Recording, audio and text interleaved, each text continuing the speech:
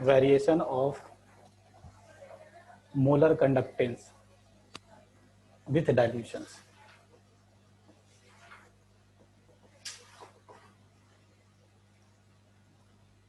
For strong electrolyte.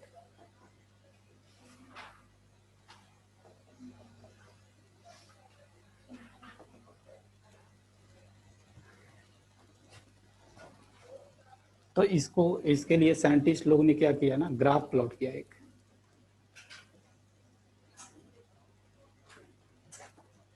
ये है molar conductance axis और ये है रूट ऑफ कॉन्सेंट्रेशन एक्सिस। एक ग्राफ जब प्लॉट किया ना साइंटिस्ट लोग तो कुछ ऐसा है।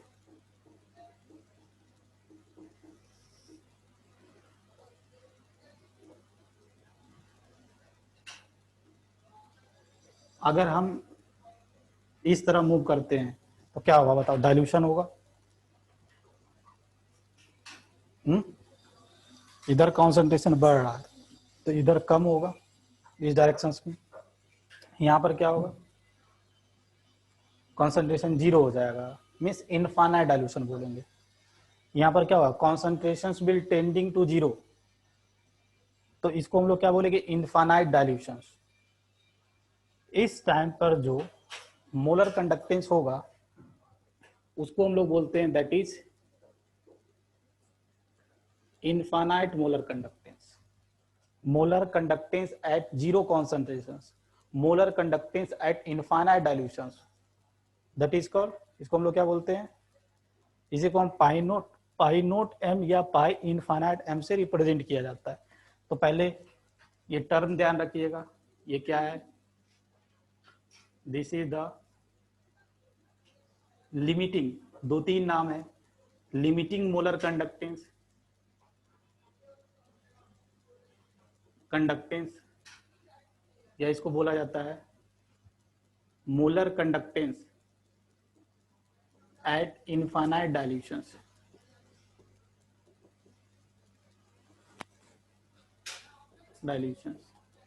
या बोला जाता है molar conductance at zero concentrations. एक ही चीज है तीनों।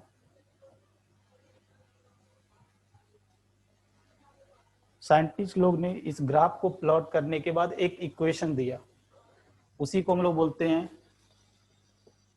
डेवे हाकेल इक्वेशंस।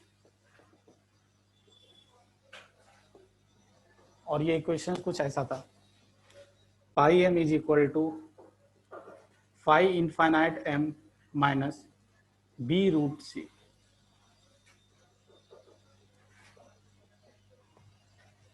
देखो इस इक्वेशन से वो मैच करेगा, ये वाई एक्सिस मान लो, ये एम एक्स और ये सी।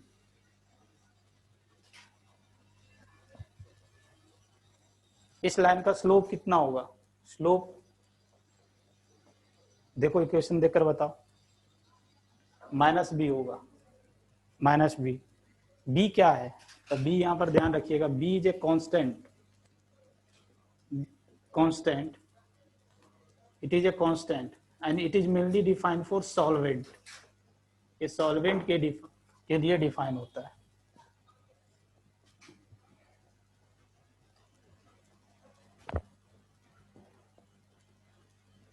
एक चीज और ध्यान रखना है कि ओनली स्ट्रॉन्ग इलेक्ट्रोलाइट के लिए हम ग्राफ देखकर लिमिटिंग मोलर कंडक्टेंस कैलकुलेट कर सकते हैं, बट फॉर वीक इलेक्ट्रोलाइट हम ग्राफ देखकर कैलकुलेट नहीं कर सकते हैं। उसके लिए हमको एक लॉ पढ़ना पड़ेगा और उसके बाद हम उसको निकाल सकते हैं।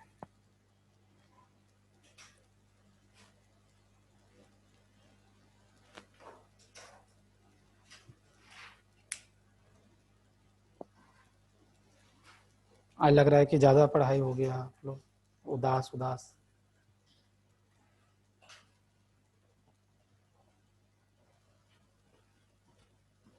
नेक्स्ट क्लास से ऑर्गेनिक शुरू हो जाएगा ना, तो एक्स्ट्रा क्लास जो लेते थे बंद कर देंगे अभी कुछ दिन के लिए। अब तो खुशी की बात है। क्या कि एक्स्ट्रा क्लास चाहिए? चलने दीजिए। क्या बाद में? आप लोग का एग्जाम जैसे नीट का एग्जाम्स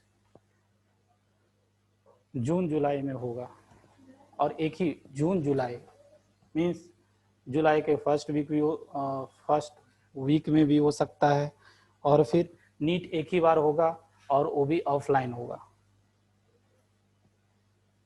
2 बार नहीं होने वाला है आप लोग का नीट एग्जाम। अच्छा है ना?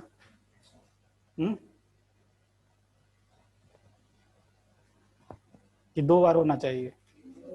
एक ही बार होना चाहिए। 2 बार होने से क्या होगा, गवर्नमेंट को डबल पैसा मिलती है एनटीए को। जैसे जेई मेंस 4 बार करा दिया, एक फॉर्म पर कितना रुपया लगता है पता है? 750-800। तो गर्ल्स लोग का लगता है अराउंड 16-1700 लगता है जेई मेंस का। तो सोचो 4 बार एग्जाम होगा। चार क्या? नीट का क्या? नीट का तो जेई मेंस का भी उसी के अराउंड लगता है। जे क्या 1500 जनरल, उसके बाद 800 हाफ। गर्ल्स के लिए तो आधा लगता है। कितना? 800 था। अच्छा, हाँ तो वही 200 और बढ़ा दो, 1000 रुपया लेता होगा। तो उतना बार गवर्नमेंट को 4 बार रेवेन्यू होगा। 4 बार अच्छे रैंक के चक्कर में 4 बार एग्जाम देगा। ऐसे ही पेट्रोल का दाम बढ़ा हुआ है, एलपीजी गैस सिलेंडर का दाम बढ़ा हुआ है। जीडीपी जो है ना, ये ग्रॉस डोमेस्टिक प्रोडक्ट है, ये थोड़ा अभी सा कोविड के दौरान तो ये निगेटिव में चला गया था, बट अभी थोड़ा सा, अभी तो 1% भी नहीं हुआ है, 0 पॉइंट समथिंग हुआ है अभी तक। गवर्नमेंट इतना सारा टैक्स ले रहा है उसके बावजूद भी। देखो कब तक कंट्री का जीडीपी बढ़े, और जीडीपी बढ़ाने में पेट्रोल हाइक हो गया, इससे बढ़े।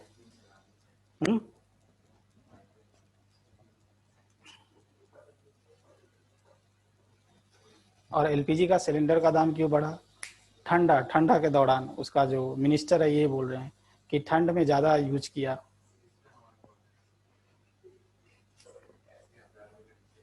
और पेट्रोल का दाम क्यों बढ़ा? तो प्राइवेट कोविड के दौरान प्राइवेट ये जो कार्स हैं ज़्यादा यूज हो रहा है एज कम्पेयर टू डीजल। ये गवर्नमेंट का एक्सप्लेनेशन है। प्याज का दाम क्यों बढ़ा?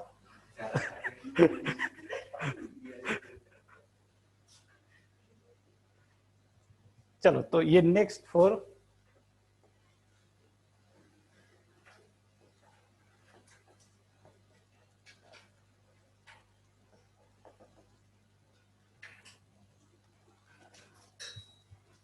अब मोदी जी तो हमेशा रोजगार देने में ही लगे रहते हैं।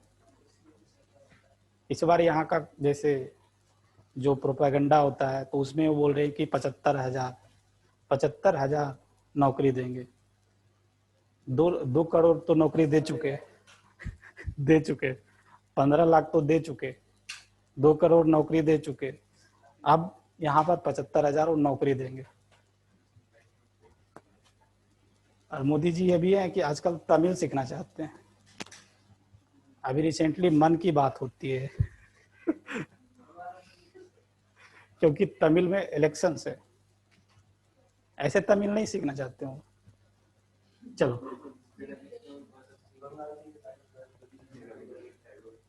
दाढ़ी बढ़ाने से रविन्द्रनाथ टैगोर तो नहीं बन सकते।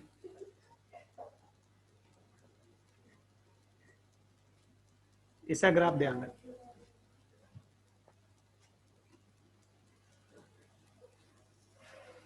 इसका कर्व होता है, ये जो ग्राफ आएगा ना ये इस तरह का कर्व होता है।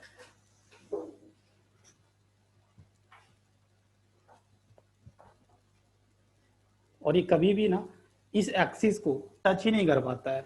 ये ऐसे मूव कर जाएगा ऐसे।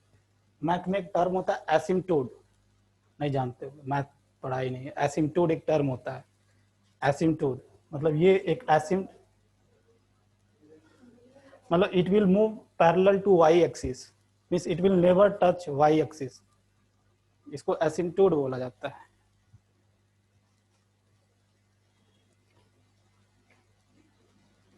चलो तो इसके लिए ध्यान रखना, फॉर वीक इलेक्ट्रोलाइट कर्व आता है और फॉर स्ट्रॉन्ग इलेक्ट्रोलाइट एक स्ट्रेट लाइन आता है हैविंग नेगेटिव स्लोप।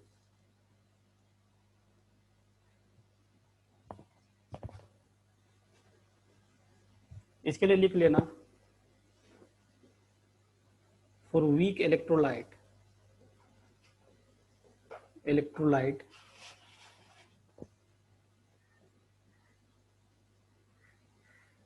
मोलर, इसको क्या पढ़ेंगे, molar conductance at infinite dilutions cannot be calculated from graph. हम ग्राफ को देखकर कैलकुलेट नहीं कर सकते हैं, but can be calculated with the help of Kohlrausch such law.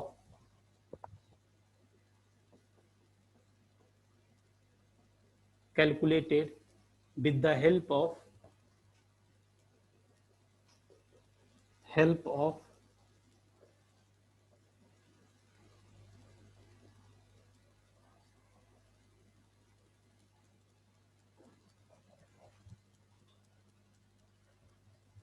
अब ये लॉ क्या होता है, इसको हेडिंग दो, इसको समझते हैं।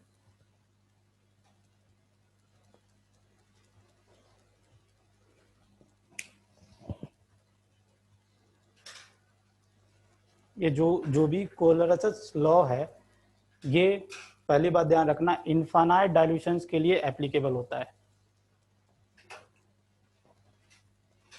तो इसको, इसका स्टेटमेंट लिख लो, फिर मैं इसको समझाता हूं। इसका स्टेटमेंट लिख लेना,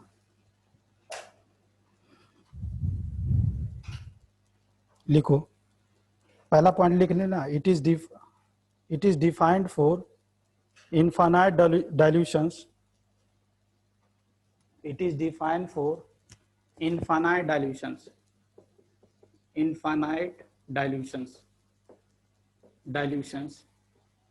and for all electrolyte ऐसा नहीं है कि ये ओनली वीक इलेक्ट्रोलाइट के लिए एप्लीकेबल है, ये सभी इलेक्ट्रोलाइट पर हम ये लॉ लगा सकते हैं। तो ये पहला point, it is defined for infinite dilutions. Next point लिख रहे हैं इसमें, नेक्स्ट पॉइंट लिखना, एट इनफाइनाइट डाइल्यूशंस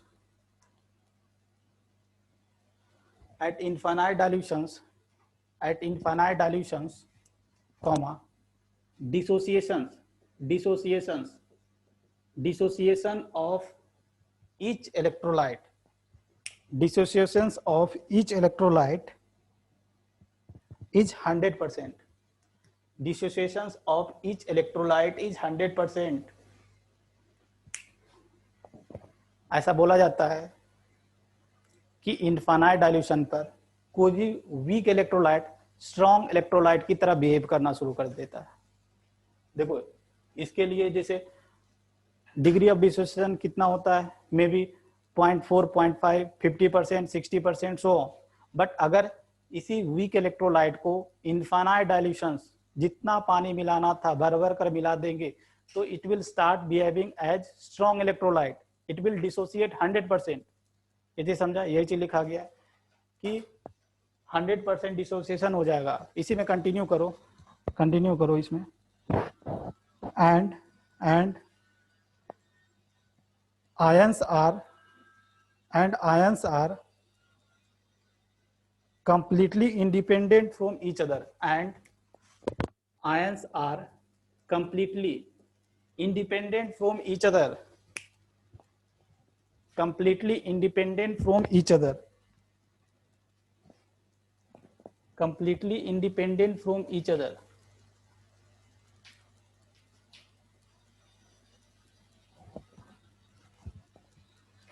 तो अगर इनफाइनाइट डाइल्यूशन हो जाएगा तो केटायन वहां तो एनायन वहां, ऐसा समझ सकता है, दूर दूर एक दूसरे का मुंह नहीं देखना प्रेफर करेंगे।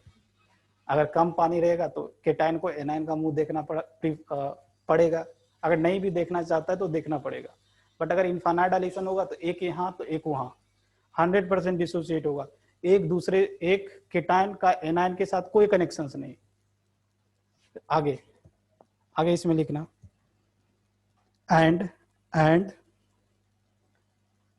लिमिटिंग कंडक्टेंस या limiting molar, limiting equivalent conductance, limiting equivalent conductance, limiting equivalent conductance of any electrolyte,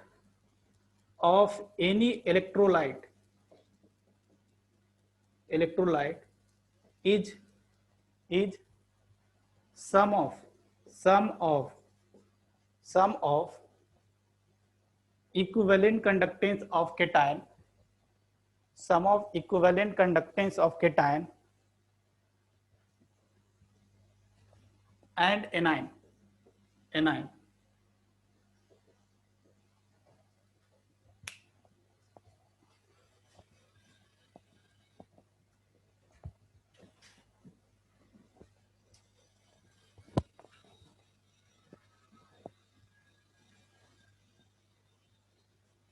some of equivalent conductance of cation and anion, ये क्या बोलना चाहते हैं इसको समझें। एट इनफाइनाइट डाइल्यूशंस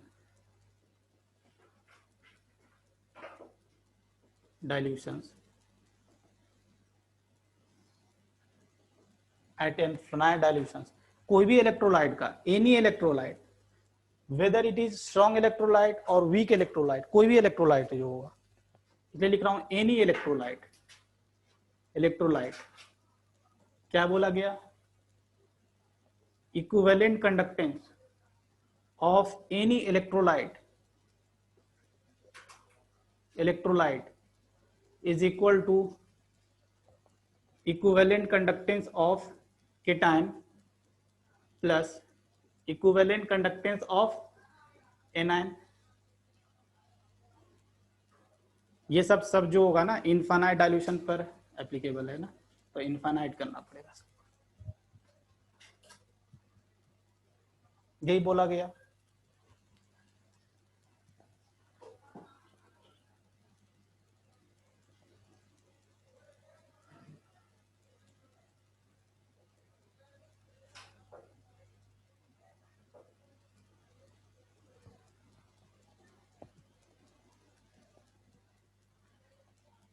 एक चीज हम लोगों ने पढ़ा, ये फॉर्मूला याद है, equivalent conductance is equal to molar conductance into n factors.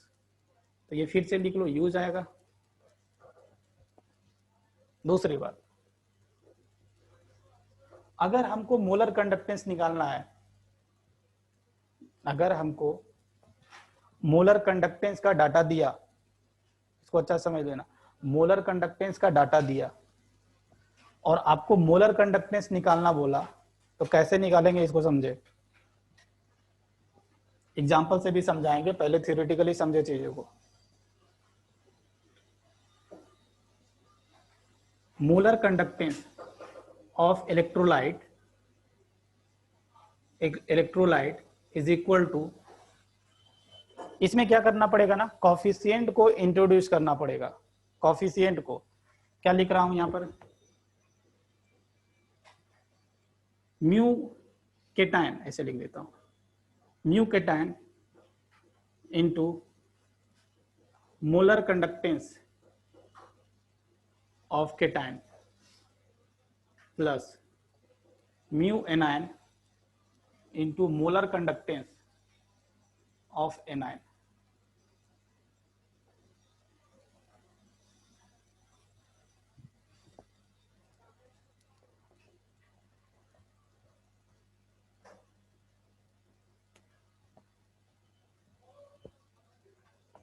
तीसरा चीज, एक फॉर्मूला और आएगा, हाँ, मोलर कंडक्टेंस, कौन वाला, ये ऊपर वाला,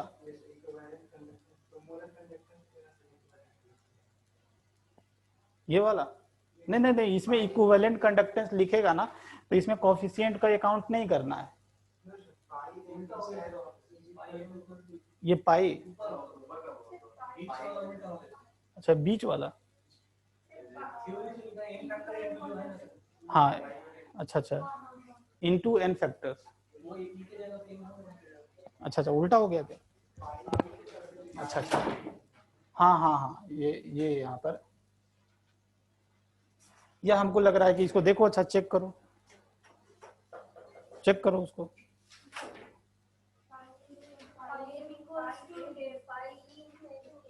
पाई ई, अरे यार ऐसा ही है ना, तो हम क्या लिखा था,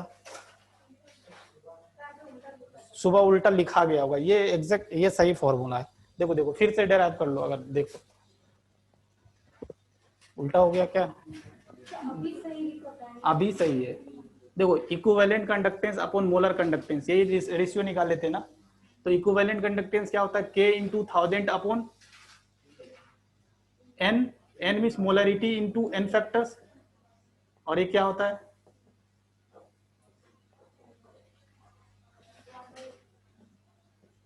ये क्या आ गया 1 अपॉन NF, तो pi M is equal to pi E into NF।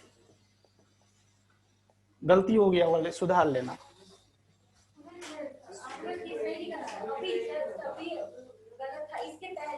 अच्छा है, इसके पहले गलती लिखा हुआ था क्या अभी, अच्छा चलो, तो अभी तो वो बोला तो हम लिखे, इसके पहले तो सही लिखे थे हम, चलो चलो जो भी हो,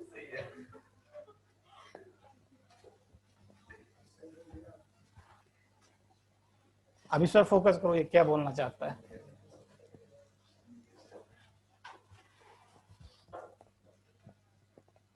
तीसरा फॉर्मूला, अगर आपको मोलर कंडक्टेंस दिया हुआ है, अब डायरेक्टली पहले यहां पर ये टर्म जो है लिख लेना, ये क्या है, this is the mu C, this is the number of cation, ये क्या है, नंबर ऑफ केटायन,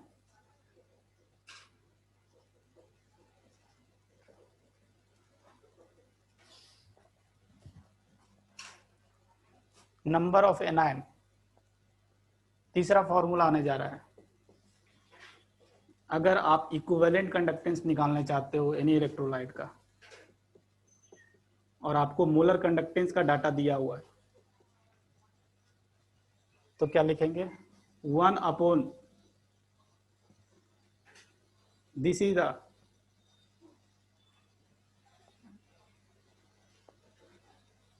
NC,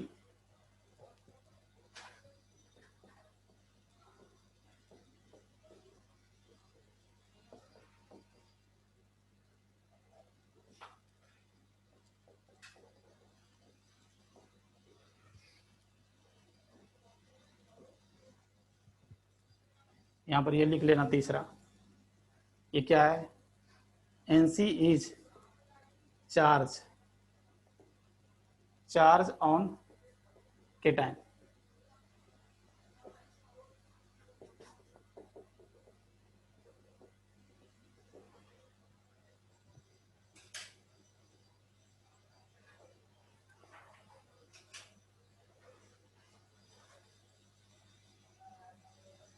देखो जैसे अब ये तीनों फॉर्मूला यही रख रहे हैं, आप देखो कैसे डिफाइन करते हैं, एग्जांपल लेकर समझो। मान लो कि MgCl2 है, MgCl2 मैग्नीशियम क्लोराइड, तो मैग्नीशियम क्लोराइड क्या ऐसे टूटेगा, 2Mg2 plus plus 2Cl minus, इसको अच्छी तरह से समझे नहीं तो कंफ्यूज हो जाओगे। मान लो कि आपको क्वेश्चंस में गिवन क्या है, आपको क्वेश्चंस में molar conductance at infinite dilution Mg2 plus का दिया हुआ है, और molar conductance at infinite dilution आपका Cl माइनस का दिया हुआ है, ये गिवन है, ये आपको दिया गया है क्वेश्चंस में, डाटा दिया गया है। अब हमको क्या करना, निकालना है molar conductance, molar conductance at infinite dilution of MgCl2 निकालना है तो क्या करना पड़ेगा, हमको कोफिशिएंट अकाउंट करना पड़ेगा। समझा? यहाँ पर देखो ये क्या लिखा है, नंबर ऑफ केटाइन। केटाइन कितना है 2, एनाइन कितना है, अच्छा ये उल्टा हो गया, Mg2+ और 2Cl-। केटाइन 1 है और एनाइन 2 है, तो क्या होगा फॉर्मूला बताओ, that is the molar conductance of Mg2+ plus 2 into molar conductance of Cl-। ये फॉर्मूला लगाया गया। अब यहां पर देखो, अगर मैं यही मोलर कंडक्टेंस का डाटा से इनफाइनाइट कंडक्टेंस इक्विवेलेंट कंडक्टेंस निकालना चाहूं,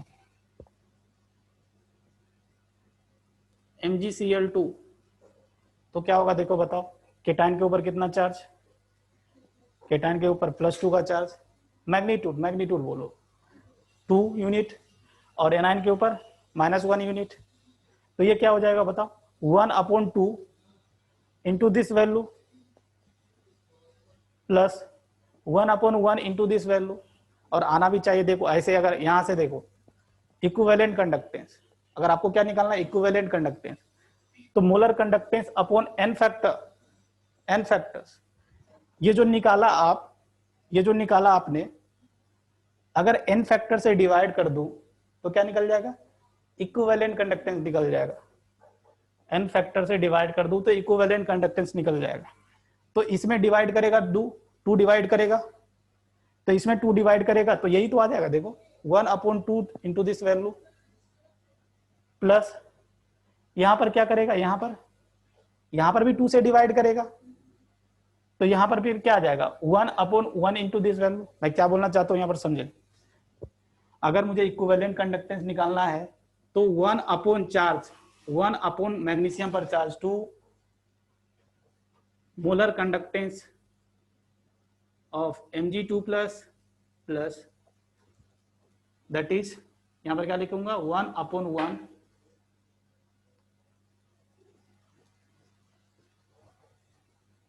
होगा। समझ में आया? यही बोल रहा था ना कि अगर हम मोलर कंडक्टेंस निकाल लिए, अगर हमको इक्विवेलेंट कंडक्टेंस निकालना है तो क्या करेंगे, n फैक्टर से डिवाइड करेंगे।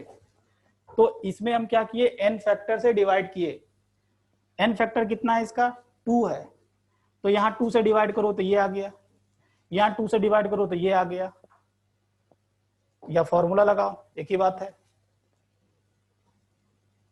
अगर मान लो कि आपको इक्विवेलेंट कंडक्टेंस ही दिया तो क्या करोगे, ओनली केटायन का और एनायन का हम ऐड कर देंगे।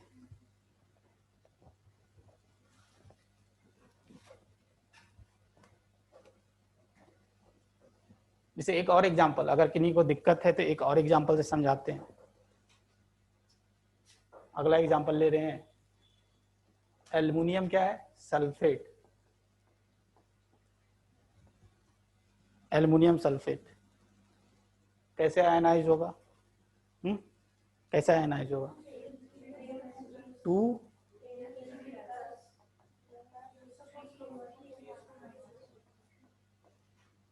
ये आयनाइज हुआ। चलो आपको मान लो कि क्वेश्चंस में इसका मोलर कंडक्टेंस और इसका मोलर कंडक्टेंस दिया हुआ है, molar conductance at infinite dilutions Al3+ का भी दिया हुआ है, और साथ ही साथ सल्फेट आयन का भी दिया हुआ है। ये गिवन है, डाटा दिया हुआ है।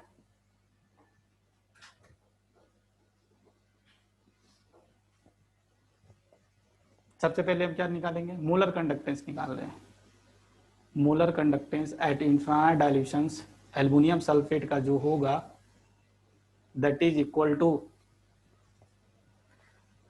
क्या होगा देखो यहां पर फॉर्मूला लिखा हुआ है, क्या है, नंबर ऑफ केटायन, केटायन कितना है 2, तो 2 इंटू मोलर कंडक्टेंस किसका, Al3+ का, plus 3 into molar conductance at infinite dilutions of sulphate ion होगा। अगर मुझे अभी क्या ना इक्विवेलेंट कंडक्टेंस निकालना है, इक्विवेलेंट कंडक्टेंस, तो क्या करें, दिस डिवाइडेड बाय 6 कर दूं, इसका n फैक्टर कितना होगा 6 होगा ना, 6, तो दिस डिवाइडेड बाय 6 मीन्स ये क्या आ जाएगा, देखो 1/3, और ये क्या आ जाएगा 1/2। क्या ये फॉर्मूला यूज करके सेम आता है? क्या होगा 1 एल्युमिनियम का, एल्युमिनियम का चार्ज कितना है 3, और सल्फेट का चार्ज कितना है 2, 1/2 आ जाएगा, सेम आ रहा है ना। चलो तो यहाँ पर अगर ये फॉर्मूला लिखा, इक्विवेलेंट कंडक्टेंस निकालूंगा, दैट इज इक्वल टू क्या हो जाएगा, molar conductance of Al3 plus upon इसके ऊपर चार्ज कितना है 3 का, प्लस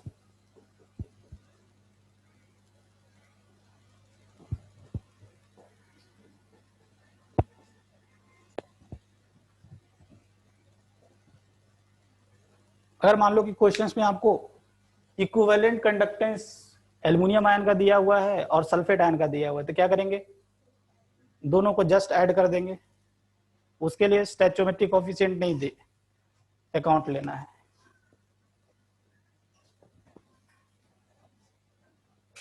जैसे यहाँ पर हम अगर equivalent conductance of aluminium sulphate निकालते हैं, that is equal to equivalent conductance of Al3 plus plus equivalent conductance of sulphate ion. तो आई थिंक सो अब समझ में आ गया, दो एग्जांपल दिया गया।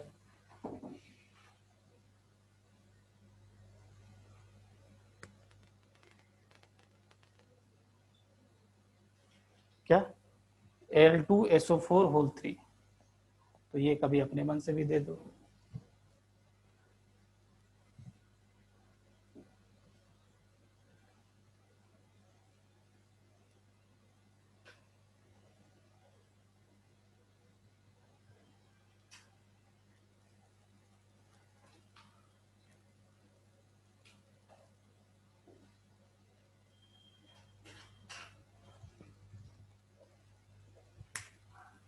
चलो तो इक्वेशंस लिखते हैं, अब डाटा देंगे, अब डाटा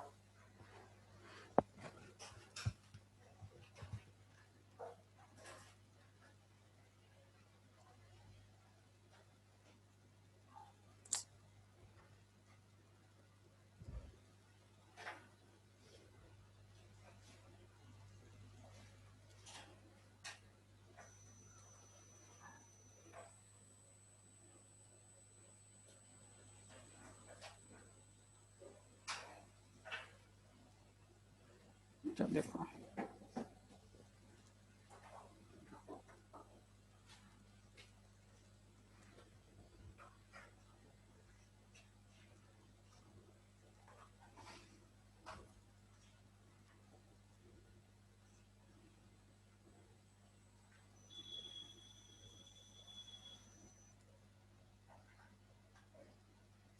क्या क्या बोल रही है, क्या बोल रही है?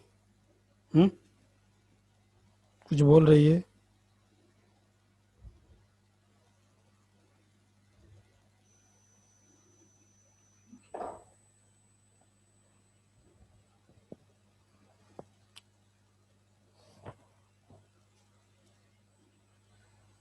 चलो लिखो, molar conductance of molar conductance of molar conductance of Ba2 plus Ba2 plus is molar conductance of Ba2 plus ions is 0.75 Siemens centimeter square per mole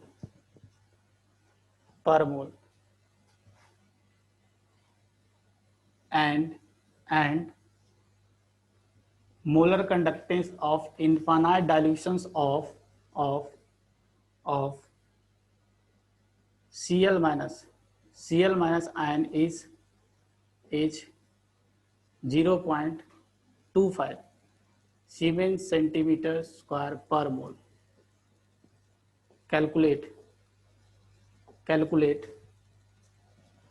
calculate molar conductance at infinite dilutions of barium chloride and equivalent conductance at infinite dilutions of barium chloride.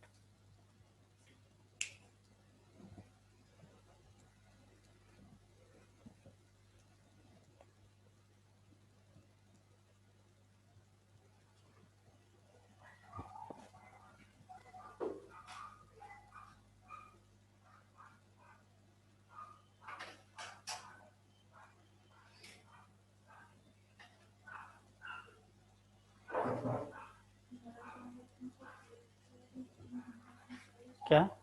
हाँ, क्या बोल रही?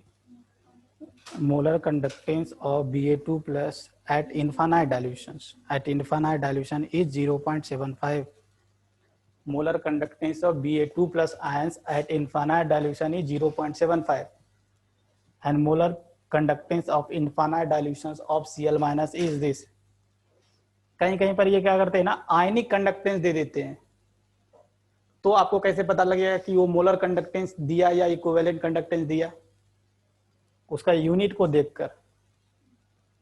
अगर ionic conductance term use करता है तो इसका unit देखकर आप समझ पाओगे कि क्या वो मोलर कंडक्टेंस दिया है या इक्विवेलेंट कंडक्टेंस दिया है। यूनिट अलग अलग होता है।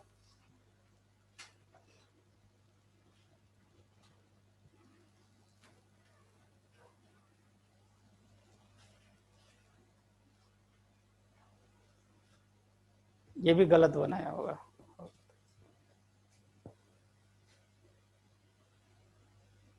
सही बनाइए।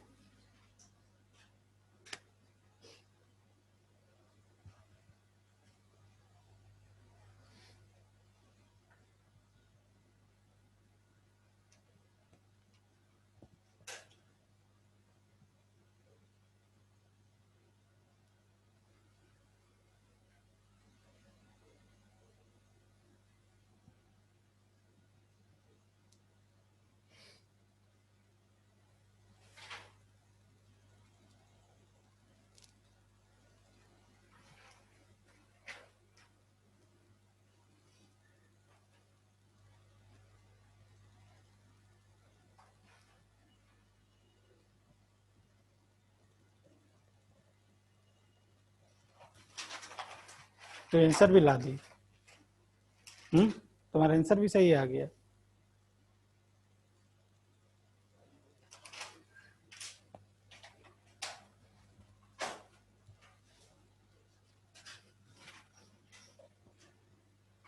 आंसर तो ये आया होगा 1.25 1.25 आएगा। यस सर, मोलर कंडक्टेंस 1.25 आया। अच्छा 25 आया। चलो अब सही बना ली ना। आप लोग कितना अंदर से खुशी आ रहा हो कि हम सही बना लिए। अंतरात्मा से खुशी मिल रही है मुझे।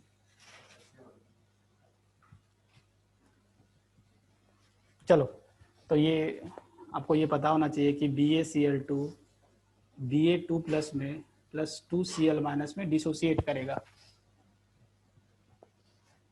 तो molar conductance at infinite dilutions और BaCl2 that is equal to क्या हो जाएगा 1 इंटू इसका वैल्यू तो दे दिए हैं 0.75 प्लस 2 इंटू 0.25। ये कितना हो गया 0.5 और ये 0.75। It will come 1.25। यूनिट क्या होगा? सीमेन सेंटीमीटर स्क्वायर पर मोल। अगर मैं इक्विवेलेंट कंडक्टेंस की बात करूं तो आप डायरेक्टली निकाल सकते हो। सर 1/2 आ रहा है इक्विवेलेंट। हाँ, ये क्या हो जाएगा 1.25 अपॉन 2, क्योंकि इसका एन फैक्टर कितना है 2 है। सॉल्ट का एन फैक्टर्स क्या होता है? इधर आप चार्ज ऑफ केटायन देख लीजिए या तो एनायन देख लीजिए, आपको जो अच्छा लगता है।